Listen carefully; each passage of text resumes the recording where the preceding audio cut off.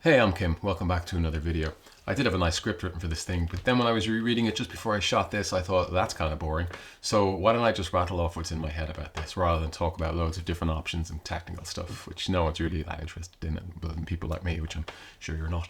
Now, look, I use Capture One as a working pro. That's been reliable for me. I pay a lot of money every year for it, but for me to be able to plug in and get that functionality every time, it's a very small price to pay.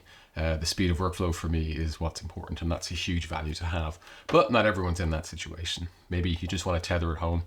So how do you do it for free? Well, we used to have Capture One Express, and the video I had, whichever side that's on, that was able to get it done. You could just use Exar to run with that one.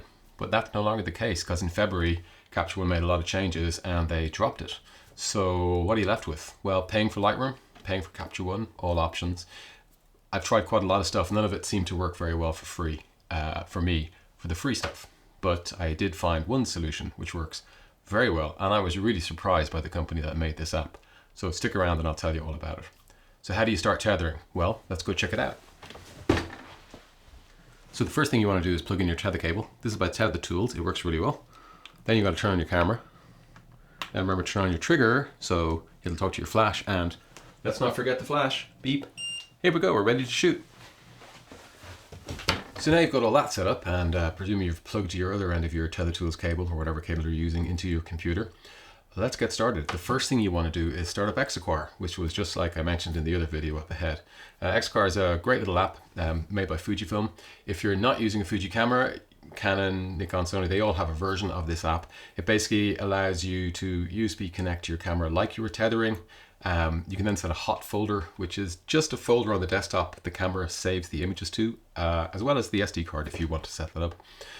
We can then tell the app, our editing app, to have a look in that folder for us so we can edit our images. And that's where the trick happens. So go download Exar or the equivalent, set it up, select your hot folder, and we'll open the app we need. So for Exar anyway, you just need to go on to Fujifilmx.com, and if you go into the products section, you'll see software, and if you scroll down into that one, it loads up. You'll see all the lovely goodies that they have available for you, including Exar. So if you just click on that, agree to all the wonderful terms and conditions that you're not going to read, and go ahead and download it, we'll just set it up and it'll run. Now I've already set it up on my computer, so it's pretty straightforward to set up. You just click OK a lot of times and it works. What you want to do then is specify a destination folder in Exar. So if you click on that one, you can just scroll into anywhere. I have pictures and I've just made a new folder and I just called it, I have Exar set up on mine just so I know it's Exar. That's the one selected, open it, and that's chosen as your folder. And this is where the magic happens. Yeah, we're going to go onto Hasselblad's site and download their app. Believe it or not, Hasselblad, you know, the big medium format camera company, they make a nice free app called Focus, and it can edit your files. Yes, your raw files. Exciting, huh? So what are we going to do? Let's go on to Hasselblad.com, and if you scroll down to the bottom of Hasselblad, you'll see under products, Focus, and if you click on that, the page will open up, and you will see Mobile 2, which you're not going to use, but if you scroll down a bit, you'll get into Focus, which is the desktop app. And just go ahead, click on that, download the version that's for your PC or for your Mac, install it, and we'll set it up and run it.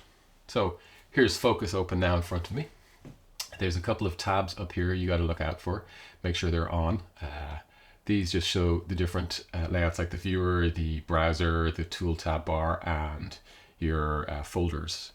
What you want to do is open your folder side, your navigator, and if you go down and you can select the folder you set as your specific destination folder, your hot folder. You remember I called mine Exar. Well, I have on my screen Exar there, so I'm going to select that. I'm just going to pop out and make sure my camera and my flashes are still on because this did take a few minutes and auto timers might turn them off. So don't go anywhere.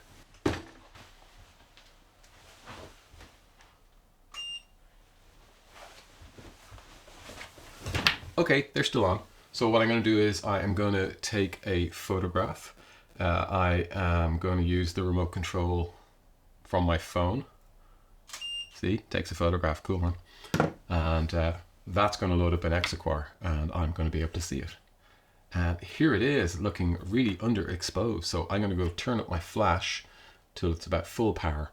And that's probably going to work with that. That's just an 8200 with some diffusion baffles in it. Okay, I'm back and I'm going to change that to standard and I'm going to take another shot. There we go. That should come in nicely, and there it is. Wonderful. Look at that. Isn't that fantastic? Now you might need to use the left and right arrow keys just to navigate around the Focus app, waiting for that to beep like I talked, so you can get to the latest image. Not perfect, but I think you'll find this is a really good setup to use. You can now tether again for free. Of course, if you want to get live view going with that, you can't use the app while you're tethered, which is a bit of a downside really, because having it on an iPad in front of you would be really, really nice with a big screen. However, if you get a capture card up like this little 4K one I have here, you can just plug it into your computer or your iPad or whatever, and use something like QuickTime Player or OBS or whatever you happen to have when you're working around, and you'll be able to see the screen. So if you really need live view, you can do that. And if you want to know how to do that, hit me up in the comments and let me know. So there you go. Now you can tether for free again using Focus by Hasselblad of all things. Get those lovely Hasselblad colors. Let me know how you get on. My name's Kim. Thanks for watching. Subscribe.